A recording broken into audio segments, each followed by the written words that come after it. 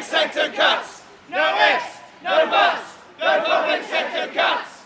Greetings of the Bristol and District Anti-Cuts Alliance, which stands firmly in the camp of opposing all cuts to jobs and services, no matter which political party is seeking to implement those cuts. I also bring you some news that perhaps some of you are not aware of, which is that this morning members of the Prison Officers Association have walked out in Brixton Prison and in a number of other prisons across the country to join your action.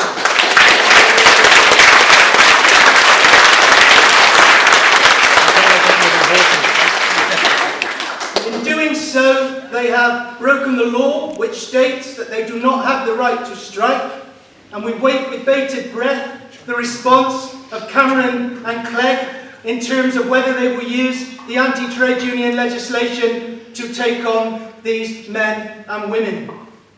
But you know, this dispute today is not the culmination of the struggle against the counter-reforms that this government is trying to introduce, but is another staging post in what must become an even bigger battle and a more generalised battle against a government which, without shame, is seeking to take away all the gains that women and men in this country have made since the 1950s.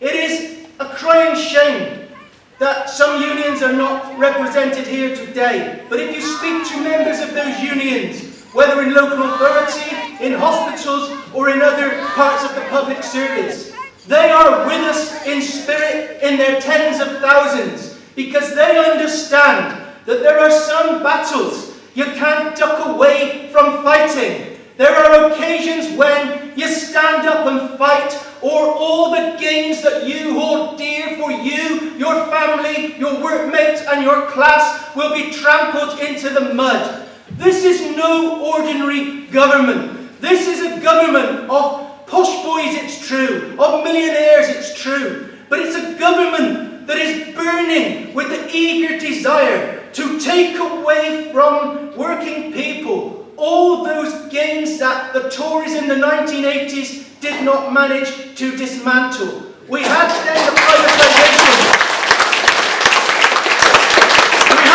privatisation of the energy industry. We had the privatisation of telecoms. We had, under New Labour, astonishingly as it seems now, the privatisation effectively of the Bank of England.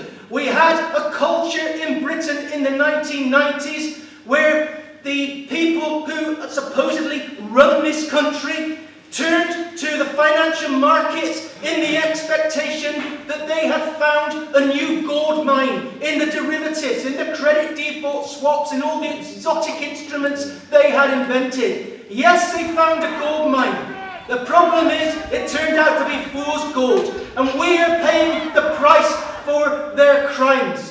Now, if you're a working class person in this country, you seek to do as well as you can for yourself and your family.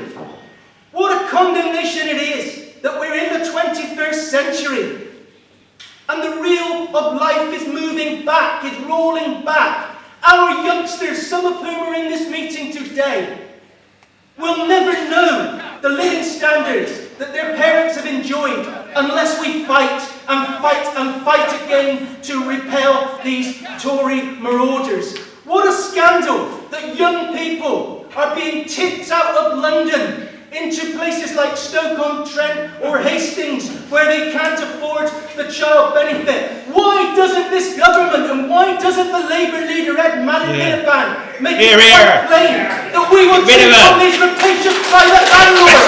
They're the ones who put this housing benefit, not us government. We have many things we need to do. The Anti-Cuts Alliance, which meets every month in this city and has done so for 18 months, has now organised 4 Bristol city-wide demonstrations, most recently on Saturday against the NHS attacks. We're not going anywhere, and we say to those politicians, with a mind on the mayoral election in November or whenever the next local elections are held, that we would judge you all, not by what you say, not by the syrupy promises you make, but by what you do. And we would say to those people who are Labour councillors, for God's sake, find a backbone, stand up against this government and refuse to implement the cuts in local authorities. Just imagine if just 20 local authorities in this country said to the government, we're not making the cuts, we reject your agenda, we're standing with the people who elected us because it's better to break the law than break the poor. Just imagine the enthusiasm that would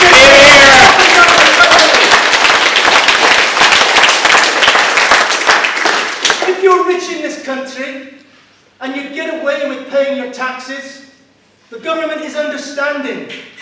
It's prepared to bring your taxes down. For the rest of us, the taxes go up. But I want to finish just on the point about the health service, and in particular young people. Because we've a generation growing up now who are understandably repelled by all the mainstream political parties. Tweedledee, Tweedledum, Tweedledems. You couldn't put a matchstick between the three of them. But we have to do more than know what we're against. Surely we have to be for something. Today, we're for the maintenance and the defence of our public pensions. But we're for more than that, surely. We're for the sustaining and developing of all the public services which are vital to people like me. I saw a doctor recently with problems with my knees. I need physiotherapy. The doctor said, we've got a new deal now with physiotherapy. It's telephone physio. You ring the physiotherapist and they tell you what you need to do. Bend your knee, straighten your knee and so on. It's all about ownership, she said. I said, well, I own my knees already. I don't want ownership. I want some medical help with physiotherapy. This is about the cuts, I said, isn't it? Yes, she said sheepishly, it's about the cuts. It's already begun in the health service.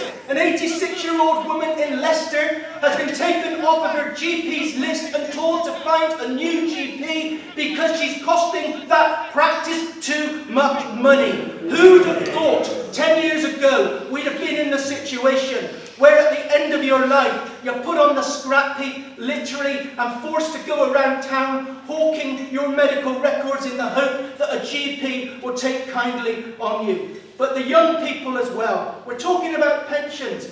Those young people without work, on the job seekers allowance, scouring the country for any work at even the minimum wage. They're not even going to have a pension of any sort. The state pension by the time they reach retirement age will not exist in the present form. So the challenge for us is, yes, to be opposed to all the cuts in jobs and services. But the challenge for us as well is to build an alternative, to create a vision, to make the need for a society where we truly stand in favour of the millions and not the millionaires. That means taking the banks into public ownership. That means taking control of these big companies who are refusing to invest their capital, 750 billion, lying idle in the company's vaults that could be invested in jobs, in services, but instead is being kept in those vaults. That means saying to the bankers, you are the real criminals. You will be sent to the prisons if the prison officers are back to look after you tomorrow. And Pete's already said, and this is my final comment, the police are marching today in London. 25,000 police. I hope there's no trouble on the march, because I don't know who will arrest who, but of course the police are on the march. That shows one more symptom of a society that is rejecting these austerity policies. We need to build unity. I would urge you all to join the anti-cuts movement and participate in it if you're not already involved in Baddeker. We will have leaflets at the back that give you details of our meetings.